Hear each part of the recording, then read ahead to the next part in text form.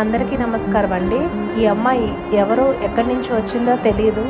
NAD junction వద్ద కరాసా ప్రాంతంలోని footpath మీద 3 రోజుల నుంచి ఉండడం గమనించిన స్థానికులు మాకు సమాచారం అందించడం జరిగింది.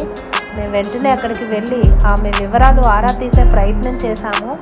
ఆమె హిందీలో మాట్లాడుతుంది, ఆమెకి తెలుగు రాదు.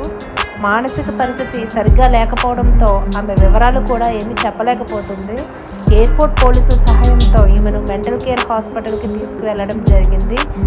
Mental care hospital superintendent sir మరియు హెచ్ఓడి విజయలక్ష్మి మేడం గారి సహాయంతో ఈమెకు చికిత్స నిమిత్తం మెంటల్ కేర్ హాస్పిటల్లో అడ్మిట్ చేయడం జరిగింది.